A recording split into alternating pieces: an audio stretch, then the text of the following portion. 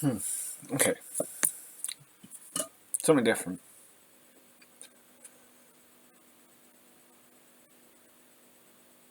I can only draw from my own experience on what I'm about to talk about, but it it does correspond with quite a few facts that are out there if you look. The links can be drawn, and at the end of it might make more sense. It's about the nature of, and don't laugh at me here, you please, but it's about magic. Now,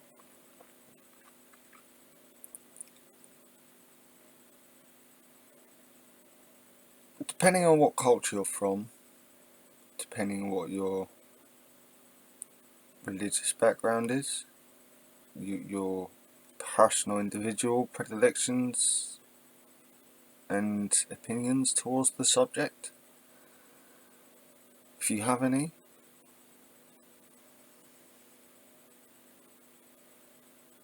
there are many.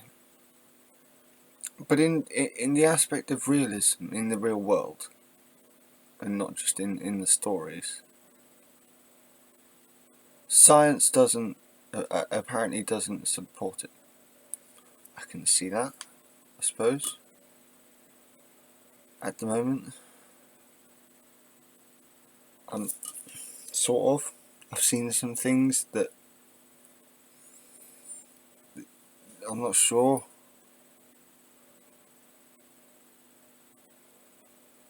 The problem is I couldn't even tell you what the programs were that I watched.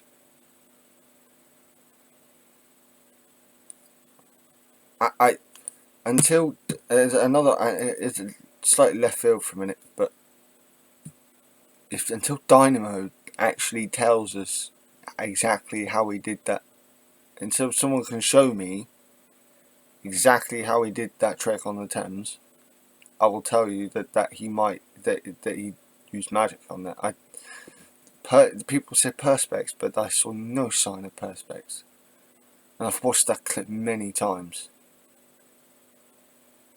As far as I'm concerned, it's not a case of me not wanting to see it, so I'm not seeing it. I was looking for it, using critical thinking. I am a person who is willing to be skeptical about my own beliefs. That's why I believe what I believe, because I challenge my own beliefs. I reckon we all should. We should challenge our own beliefs. I've put a lot of my beliefs to the test, and some of them were proven incorrect, and I had to reevaluate my position. Many and others I was proved correct.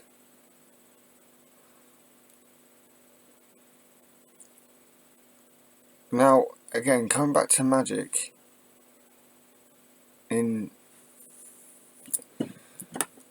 terms of science, I said in my introduction, if you haven't watched my introduction videos, I do suggest it. They give you some background to the way I think. Now, I'm not a PhD. I'm not, I'm looking to get into the academia side of things, but it needs to be better than it is. I might sound arrogant, but it does. It needs to be better than it is. But either way,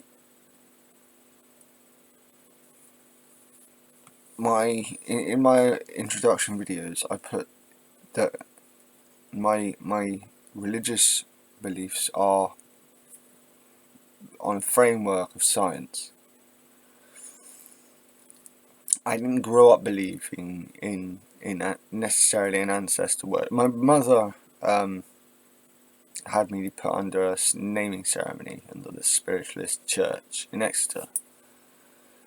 you could call it, Christians would probably call it something like a baptism or a christening, something like that. It wasn't Christian. But I'm not, my mum never forced any religious beliefs on me, other than, the opening. She always kept me and my siblings open to, not necessarily ghosts in the stereotypical way people think about it, but spirits, and in this context is in the ancestors, in the way I understand it now.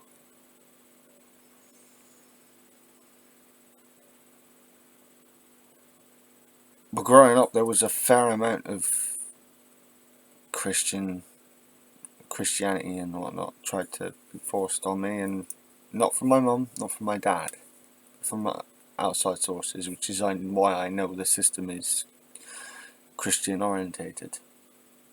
Argue with me all you want.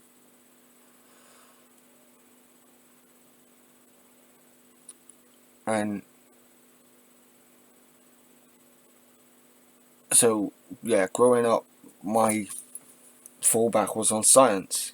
I grew up from a young age. Now, I get the time the facts were wrong, but it's like, well, the first thing was Jurassic Park, okay, and that got me into dinosaurs. And it was David Attenborough, and even bigger influence was Steve Irwin, Crocodile Hunter. It got my love for biological science, for the natural sciences, and the evolutionary sciences.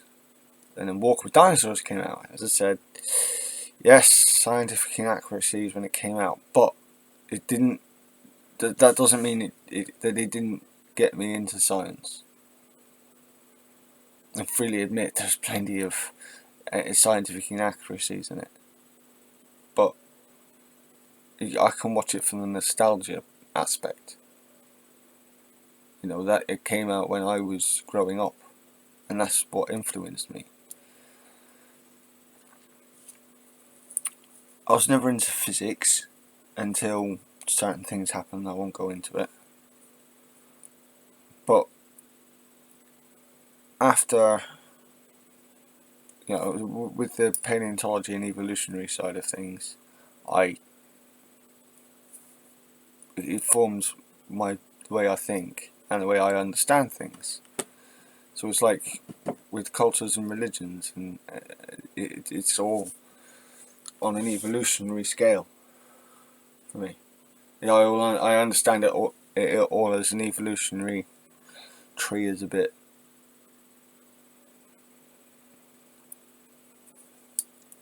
shady of a word to use. It might be the simplest one. It's like an evolutionary tree. Everything's got its own tree, its own roots, and it's all connected by the metaphorical mycelium network.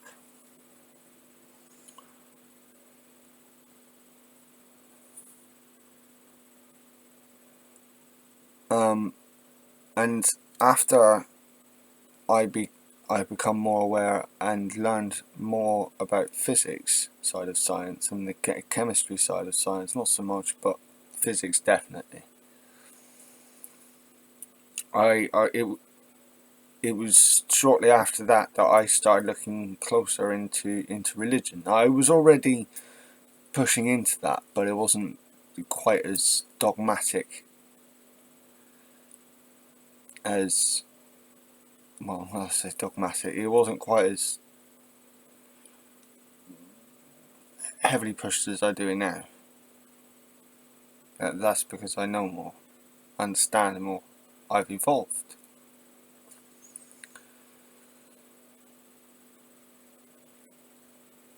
The understanding of physics gave me an when I said so. My religion. I was already becoming pagan. I wasn't entirely sure where my path was. I'd been down several routes. none felt right, not entirely. Now, Siadu Wita is my own term, shadow wise man. It's in the same kind of inspiration as like what do you call it? The shadow front benches, the shadow government, like the position the Labour's in, the opposition of the government. Wisdom that isn't necessarily contrary to the more well-known wisdoms, but wisdom that you either don't want to hear but need to, or you wouldn't ordinarily hear. But that which is still important. All knowledge is important. That's what I believe.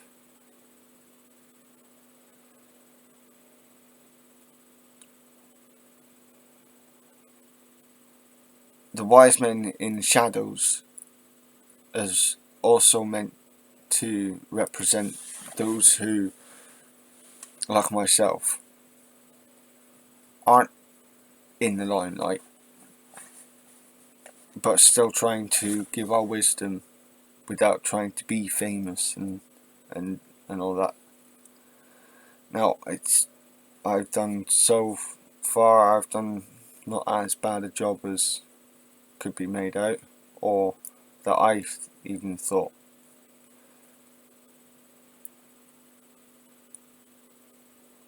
But I can't get out so much, so if I can help, even with my wisdom, from what I've learned and what comes to me through the ancestors, it's not barely any of it's my wisdom.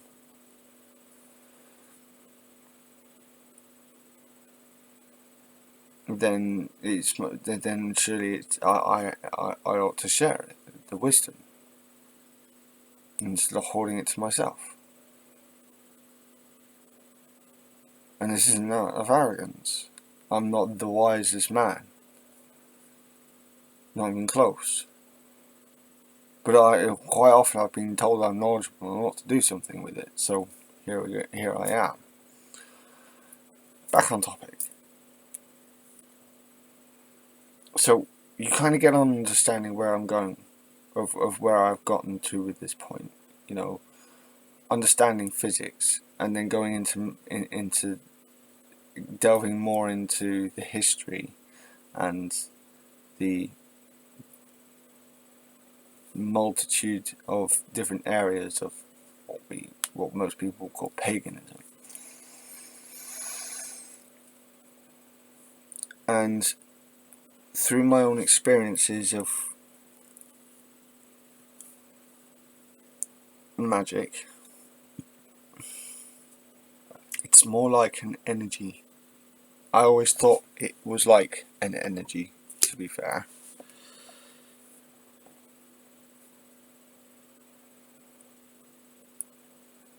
Or force. Now, this is a little bit messy in my head, but I had a description for it. You may or may not get it, but you know how there are the basic forces, the basic energies. Well, I believe that there is such a thing as will energy.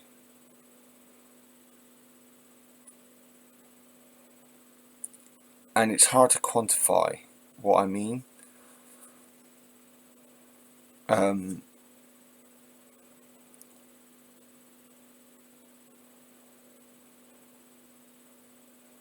Impossible feats. Yes, it can come down to biology, but there's something that goes on in the neurons to have to activate that in the first place. And on occasion, the more energy output there seems to be more on a number of these so-called miracles that have been recorded that are in doubt, because no one really wants to believe in a miracle these days.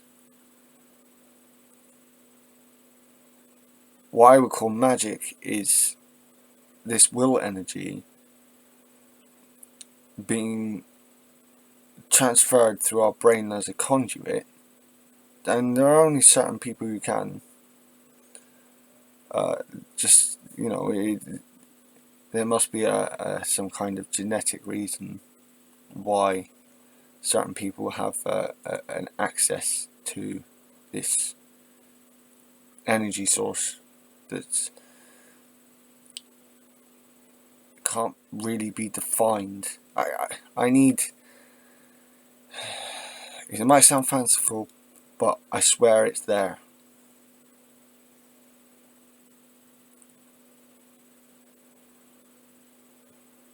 There have been there are records of scientists going to South America, and they watched a shaman do his work. And when they put a Geiger meter to his, over his body when he was using this, using his powers, if you want to put it, healing someone, I think the report said, there was no radiation or anything. They used other stuff, but the Geiger meter picked up on some kind of radiation coming from his hands. Now, the explanation, I can't find the report, and I know it sounds, of course, you can't find the report. I can't even remember what the original thing I saw it on was, because I then found, when I went looking for evidence, backing it up at the time, I did find some things online which, there were some paperwork backed it up, but I cannot remember for shit what it was. But if you go looking for it, you might find it yourself, and you can prove me right or wrong yourselves. I mean, you're free and willing to do so, and if you can prove it, send me the links.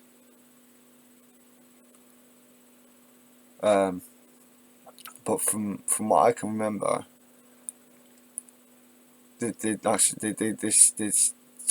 all they were reading is a type of radiation. Now, for me,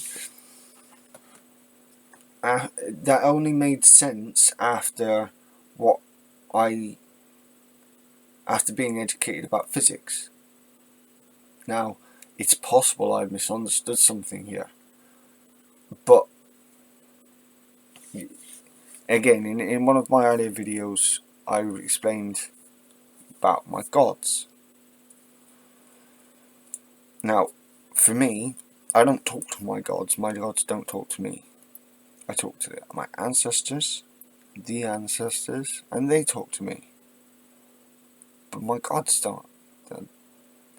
I don't even believe that they're anthropomorphic. I pay tribute to my ancestors who believed in anthropomorphic gods.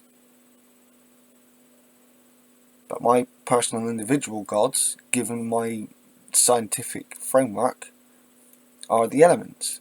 Now, my personal journey has led me to find 7 elements, not 4. And when I list them, I've in conversation, when I've had this with other people, they've said what about the spirit realm? Well, that comes under electricity. Now, again, the main 4: fire, water, air, and earth. And then light and dark. It's part of our reality. You can say that darkness is just the absence of light if you want, but it's still a part of our reality. Darkness is still a thing. And electricity. Now, electricity is where I think the ancestors lie. That's where I think I mean, let's get into a bit crackpot stuff now, but when you hear about stories of people, and this goes back a while, obviously, you remember, people my age or older might remember this, but the old TV screens used to get static and used to be this white when there was nothing on the screen, no programs or anything on the screen, but the TV was on, there'd be like this flickering white and black screen. It's called static. It was called static, white static. And we had all these horror films and urban legends come out of people hearing voices coming from the televisions. And it's not, it goes back even earlier than that. People were documented reporting hearing voices through radio. And on occasions, and a lot of these were dead people that they knew the voices. It wasn't mistaken, they knew the voices. But they knew these people had died.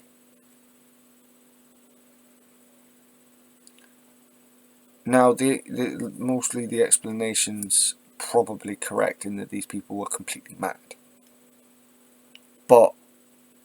Or they were just making it up for the fuck of it. But not all of them. There are a couple that just don't sound the same as the others. And it's led me...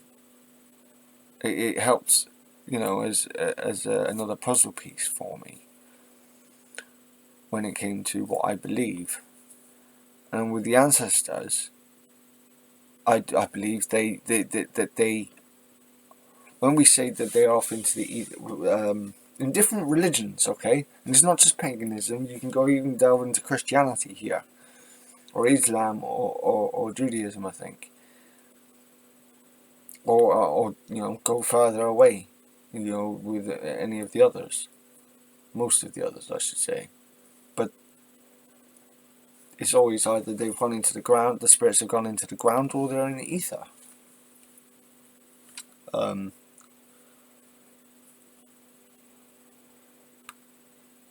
In some heavenly place, some hell-like place.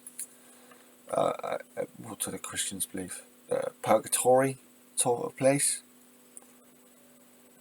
But there's always been from, and I think it can be dated back to the Neolithic. With ancestor worship, possibly,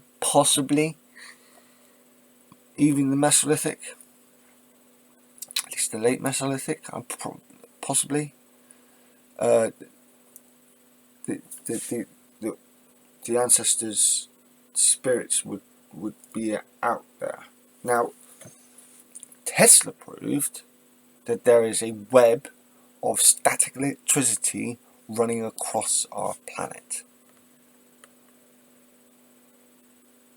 Proved it, as well as various others. So now I could be completely nuts myself here, but it does seem there are some mighty coincidences here. Some interesting correlations, don't you think? The ancestors are seen to be, or the spirits are seen, or ghosts are seen to be out there as they manifest themselves. Ooh. And there is an invisible web of electricity running across our planet. Physics.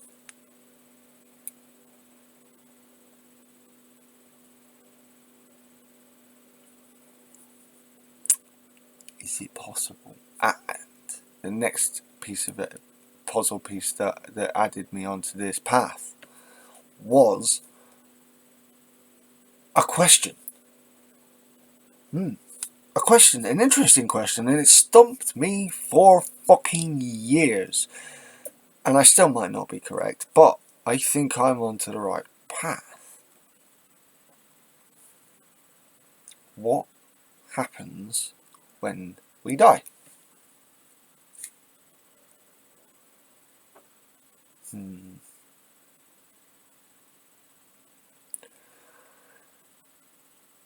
Now, what do I mean by that? Do I mean on a metaphysical level? metaphorical level.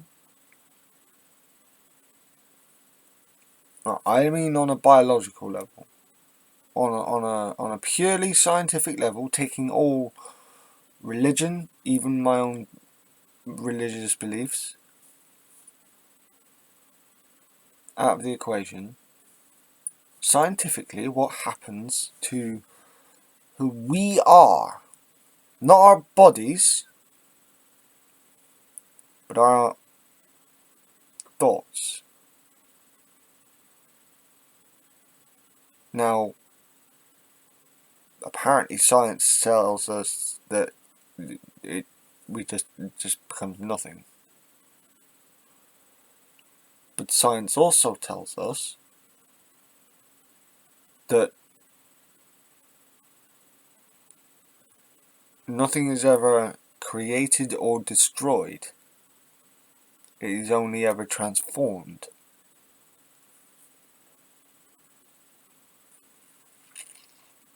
How can one be but the other one not be? Can you tell me?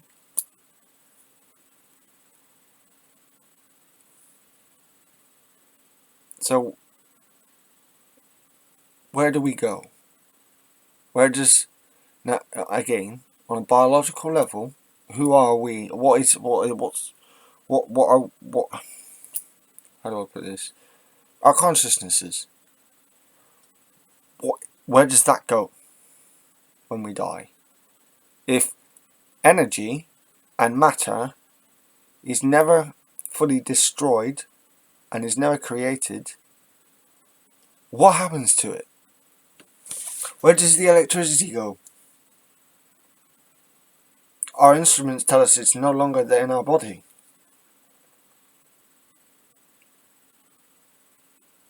Scientific instruments tell us it's no longer in our body. The Christians and others would tell us that our spirits have gone to heaven or hell or stuck in purgatory.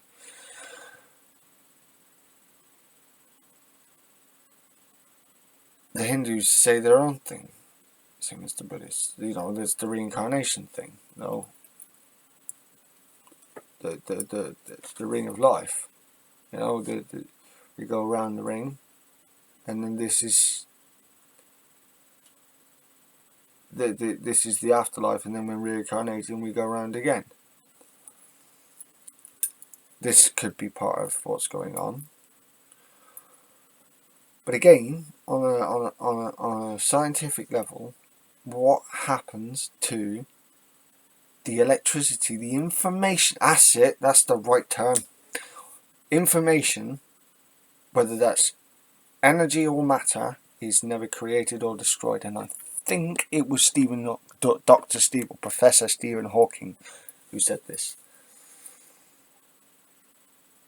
If this is true, and we can prove it to be true, again, I'm repeating myself a lot, but what happens to our consciousness?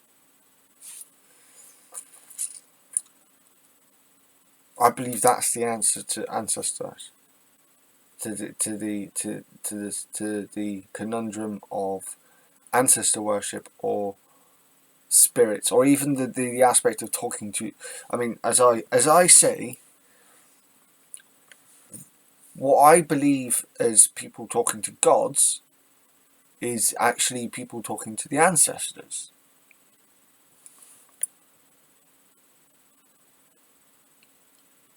But the same still applies. And so,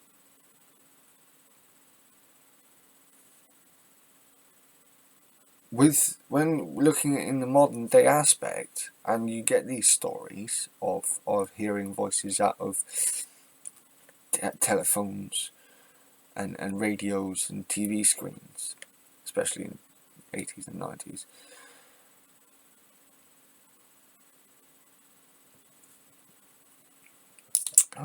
Around the world, there are people who still hear this stuff, who still use this older technology, and you still hear this stuff. And so, yes, more often than not, these people are likely to be delusional. But not all of them, because there's no such thing as a complete absolute. Not really. Apart from change, apart from evolution. Nothing so far has told me that I mean, I don't believe that the universe is endless. There is obviously a boundary to it. But I believe there's a pocket of the multiverse. Again, there's a belief, but, you know, I'm just trying to show that I do in fact frame my beliefs with actual science, not crackpot science. And I'm attempting to rationalize and explain what has previously been unexplainable. Now, yes, I haven't got any hard evidence to back myself up yet. But the hypothesis is sound, isn't it not? I can't, no one has been, I've spoken to people who know a lot more than me about physics. And no one has been able to legitimately give me a proper argument against this proposition, against this theory. But I haven't the instruments to test it, because we haven't been able to actually prove that about these voices coming through. But given the prevalence of it across different mediums, even before the advent of electronic technology, the prevalence of ancestor worship since before the days of the pyramids,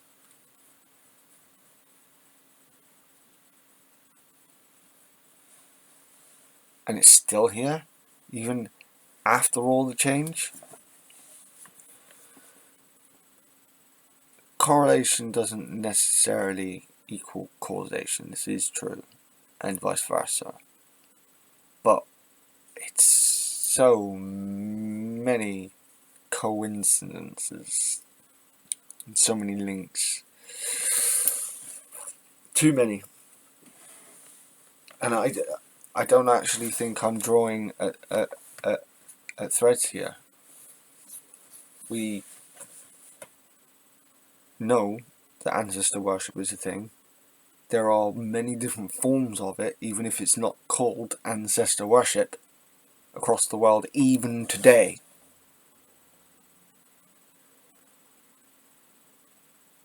And even I've heard even atheists, you know, okay, and some more agnostics, but I've even heard atheists say that if there is something out there, you know, many people have been talking to it for many years.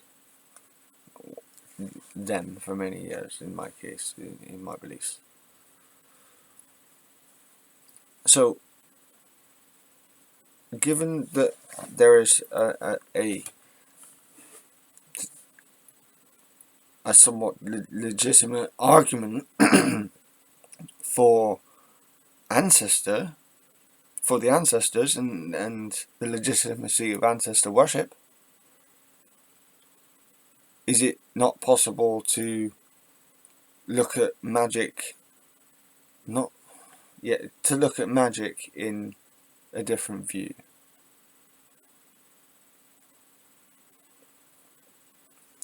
You know, I'm not talking about Harry Potter magic, or the type of magic that's popularized by the media. This is a more grounded idea of what we would call magic.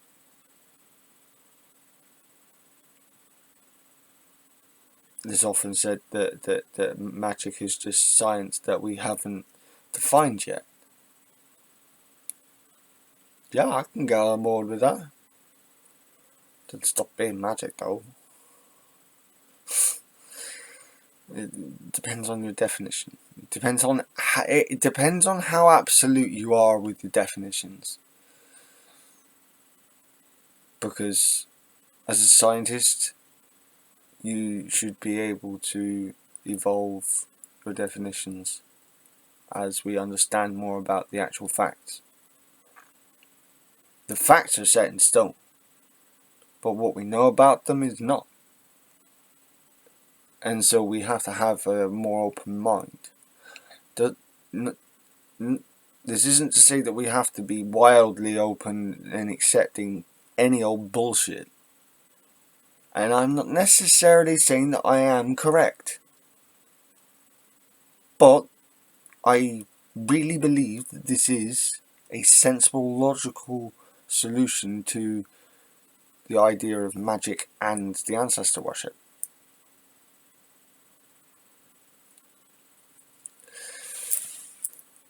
Let me know. Let me know what you think. I'd love to talk to a physicist about this and theologists. Again, I said in earlier videos that I'd like to go and talk to other religious leaders in my area about, you know, the inclusion of pagans into modern British society. But the conversation I also want to bring up this kind of stuff as well, because it draws links between the different cultures. Even with Christianity, I can come across as a major Christian hater on this channel, but I'm more than willing to admit there is a link with Christianity, because ultimately we all come from Proto-Indo-European people. As in, from in the context of ideas that are European in origin. They're all Proto-Indo-European. You know, from the Mediterranean to Scandinavia, from England and there to what was the Yamnaya province. It's all Proto-Indo-European in origin. And so there are links. I'm not sure I'm exactly unreasonable with my links. But again, I am more than willing to be challenged on this. But you don't have to come on and insult me. You can if you like, I suppose, but you don't have to come on. You don't have to come on and insult me. This is a genuine discussion I'd like to have with people of different types. Let me know. Let me know what you think. I think this is an interesting discussion. Like I said, not all of the stuff on this channel is going to be all depressing and stuff. There's going to, you know, the stuff I like to talk about can get, as you've seen, quite weird and interesting. But, you know, what do you think? Do you guys, does this ring a bell with anyone? Or am I completely off the wall and need to be wrapped up in the jacket? Maybe. Let me know. Have fun. And I hope that in future, any wisdom that comes out my mouth is useful to any of you. I really do.